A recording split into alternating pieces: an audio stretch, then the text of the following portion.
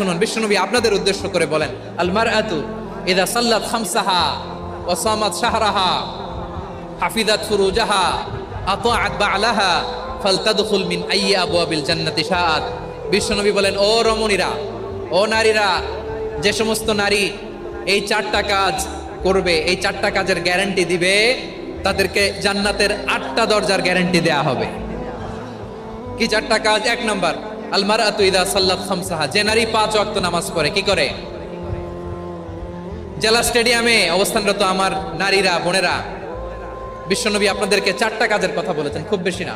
4টা করলে 8 জান্নাতের দরজা সব খোলা। কোনটা দিয়ে যাবে? যেটা দিয়ে মনে চায়। এক নাম্বার, 5 ওয়াক্ত নামাজ। আমার বোনেরা জোহরের নামাজ পড়তে পড়তে এটা আসরে নিয়ে যায়, আসর পড়তে পড়তে এটা মাগরিবে নিয়ে যায়। এরকম আসরা নাই? লালমনিরহাটে হয়তো নাই। আমার বোনেরা এটা করবেন না। ইন্নাস সালাতা কানাত আলাল